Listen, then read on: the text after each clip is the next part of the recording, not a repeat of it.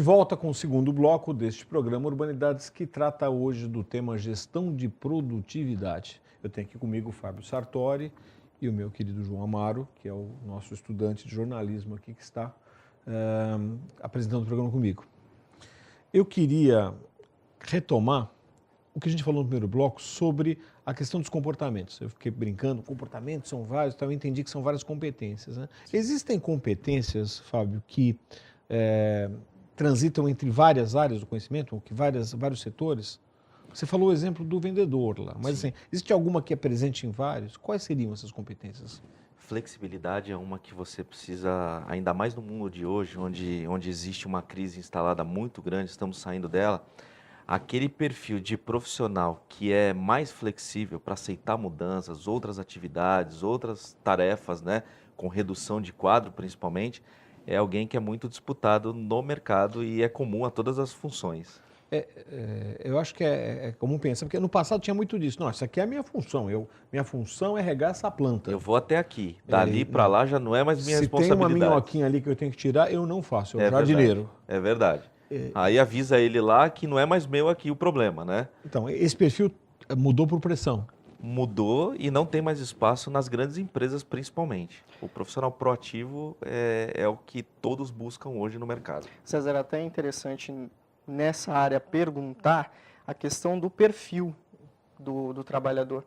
O trabalhador da capital, por exemplo, ele vai ter um direcionamento diferente do que o trabalhador aqui da Baixada Santista?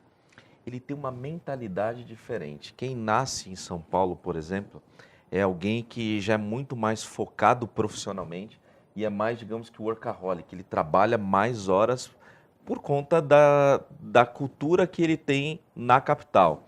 O profissional da Baixada é alguém que busca mais qualidade de vida. Então isso faz com que as pessoas fiquem um pouco mais tranquilas, digamos assim. Mas e aí assim, então o santista não gosta de trabalhar em São Paulo? Não é verdade isso, né? Não gosta, mas o ritmo dele de trabalho é diferente. O cara que é paulista mesmo, ele tem um ritmo diferente, base, exatamente, da capital, ele tem um ritmo mais forte. A mentalidade dele é diferente da nossa aqui, que busca um pouco mais de sossego, de qualidade de vida, mas isso vem se aproximando ano a ano. Em que sentido? A gente quer menos qualidade de vida que o santista agora? Da gente trabalhar assim como os paulistas trabalham, né? Sim. Da mesma maneira, no mesmo ritmo Isso se dá por quê? Porque empresas de São Paulo vêm recrutar aqui, porque a mentalidade da cidade está ficando mais metropolitana. É que muita gente daqui está indo para lá, né? Então vem absorvendo essa mentalidade porque as grandes empresas estão lá, então elas exigem muito dos profissionais que lá se criam, digamos assim, né? E essa questão de irem para lá, isso consequentemente modifica a questão da produtividade do funcionário? Há uma mudança de perfil nesse... Ele perde muito tempo, né? Só de fretado hoje em dia está cada vez mais difícil subir e descer. Então digamos que ele fique aí de 3 a 4 horas por dia em um ônibus, ele perde 4 horas aí de produtividade por dia. Se a gente somar isso no mês, dá bastante... Mas por outro lado, eu vou pegar esse gancho, né?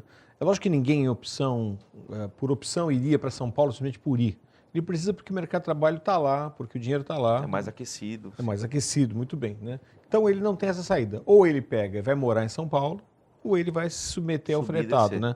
Como então ele pode otimizar isso? Tem alguma...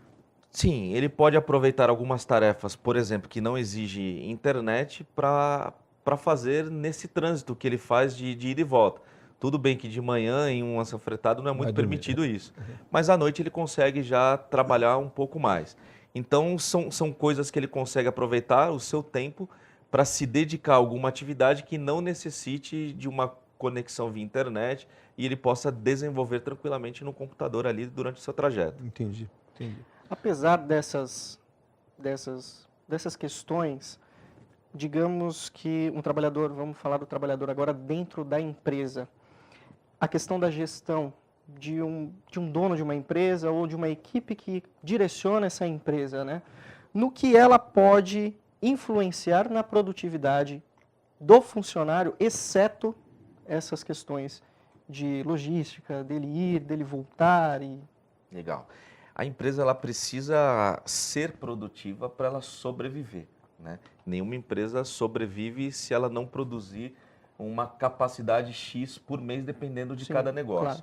E para isso ela precisa ter técnicas, precisa ter ferramentas e materiais para que ela consiga fazer essa gestão da melhor forma possível. Dentro disso, esses métodos, ela transfere isso para cada funcionário, para cada célula, que vão fazer um pedaço daquele objetivo, para que todos, num tempo X, entreguem os seus projetos e a empresa, então, consiga atingir a sua meta. Ela precisa pensar produtivo, para ela instalar essa cultura de produtividade e as pessoas que ela for recrutar responder a esta necessidade. Perfeito. Vamos falar um pouco do ambiente universitário, né? Ou até antes, né? Hoje, quando um jovem está no ensino médio e ele vai buscar um curso, ele tem que levar em consideração o potencial que aquele curso dá a ele de um emprego, né? E de um desenvolvimento futuro. E, em função disso, até muitos cursos hoje estão quase que em phase-out, né? Estão quase se extinguindo porque a procura é mínima em função da pouca possibilidade de desenvolvimento daquele curso, né? Você faz consultoria para esse jovem também? Você aborda esse pessoal? Não, hoje o que a gente faz é redirecionar esse jovem através, por exemplo, do Reinvente a Sua Carreira, onde ele consegue montar o seu planejamento de carreira em 10 horas e ele consegue saber quais ações e que caminho seguir. Então ele sai com isso pronto.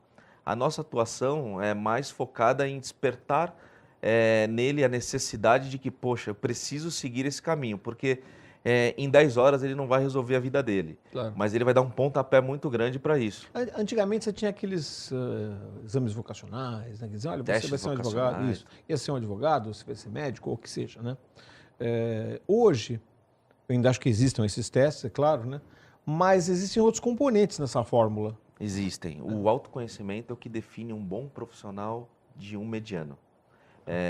Quanto mais ele busca o autoconhecimento, mais condição ele tem de se desenvolver, de reconhecer os seus talentos, de otimizar os seus pontos fracos e então ele aumentar o seu nível de habilidades. E isso é uma coisa que acontece até anteriormente à universidade e se desenvolve ao longo da vida, isso? Sim, não para. Eu digo que o verdadeiro aprendizado ocorre fora das vias formais. Você faz a faculdade porque você precisa, mas não é isso que vai definir se você é um bom profissional ou não, mas sim a busca a mais daquilo que, de repente, você está ali inserido a fazer, daquele curso que você faz. São as competências que você investe em você. Muito legal. Né? João, adivinha o que vai acontecer agora? A gente vai para o intervalo, mas na volta a gente vai continuar falando sobre o jovem no mercado de trabalho e, consequentemente, na gestão de produtividade do seu tempo e desempenho. É isso aí, já volta.